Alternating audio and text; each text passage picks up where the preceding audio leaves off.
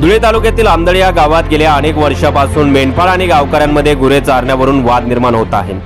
याबाबत गावकऱ्यांकडून धुळे वन विभागाला वारंवार मागणी करून देखील कुठल्याही प्रकारचा तोडगा निघाला नसल्यामुळे काल गुरे चारण्यावरून गावामध्ये वाद निर्माण झाला।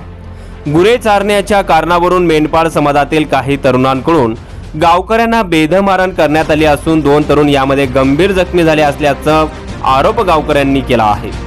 गेल्या अनेक वर्षापासून आमदळ गावातील गावकऱ्यांकडून वन विभागाकडे वनक्षेत्रावर गुरे चारण्यावर बंदी घालण्यात यावी अशी मागणी करण्यात येत होती। मात्र याकडे वन विभागाने दुर्लक्ष केल्यामुळे मेंढपाळांमध्ये आणि गावकऱ्यांमध्ये वारंवार वाद होत आहेत। यावर उपाय म्हणून मेंढपाळांना आणि गावकऱ्यांना 2 भाग करून त्यामध्ये चराई करण्याचे सांगण्यात आले होते। मात्र तरी देखील मेंढपाळकडून गावकऱ्यांच्या जनावरांसाठी असलेल्या क्षेत्रामध्ये मेंढपाळे आपले गुरे घेऊन चराई करत असल्यामुळे हा वाद निर्माण झाला आणि या वादाचे रूपांतर हे तुफान हाणामारीत झाले आहे।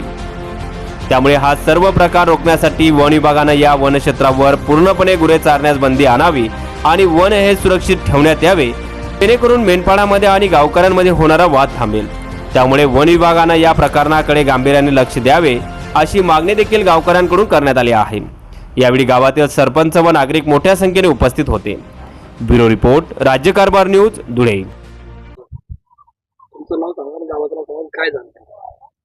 नमस्कार, माझं नाव गजानन वामन मराठे। मी आमदळ या गावाचा रहिवासी आहे। आमच्या गावात हे जे तुम्ही समोर बघताय हा परिसर, हा संपूर्ण फॉरेस्ट खात्याच्या म्हणजे वन विभागाच्या ताब्यातला परिसर आहे। पण आज वन विभागाच्या अधिकारी वगैरे यांचं ह्या जागेवर कुठल्याही प्रकारचं लक्ष नाही, हो, संपूर्णपणे दुर्लक्ष आहे। त्याच्यामुळं आज या जंगलाची जी अवस्था झालेली आहे, हो, ही 25 वर्षाच्या अगोदर जी अवस्था होती ती अवस्था वेगळी होती आणि आजची अवस्था फार बिकट आहे। इथं कुठलाही प्राणी राहू शकत नाही, कुठल्याही प्राण्याला चारा मिळू शकत नाही, हो, अशा प्रकारची इथे अवस्था झालेली आहे। तरी गाई म्हशींना चारा नाही, हो, गावकऱ्यांना जे म्हटलं जातं सामाजिक वनीकरणाचं जे ब्रीदवाक्य आहे, हो, गुरांना चारा, हो, आणि जनाला लाकडं घरच्या घरी, सामाजिक वनीकरण येतादारी, या ब्रीदवाक्याची संपूर्णपणे वन विभागाने पूर्ण वाट लावलेली आहे। आणि वन विभागाकडे माझी एक विनंती आहे की वन विभागाने याच्याकडे त्वरित लक्ष घालून, हो, याच्यावर संपूर्ण शासनाचं पूर्णपणे नियंत्रण आणावं आणि या वन विभागाच्या जमिनीला संपूर्णपणे बंदिस्त करण्यात यावं, ही आमच्या गावाकडनं मागणी आहे। आणि ही मागणी गावाकडनं करण्याचं कारण आहे की या जमिनीवर कुठलेही व्यक्ती, जनावरं चारणारे व्यक्ती, मेंढपाळ चारणारे व्यक्ती यांच्यात वाद होतो आणि या आपसातातल्या वादामुळं, हो, काही घडू शकतं। आणि या वाद विकोपाला न जाण्यासाठी आमची शासनाला विनंती आहे की हे क्षेत्र तुम्ही बंदिस्त करा, हो, एवढीच आमची शासनाकडे मागणी आहे।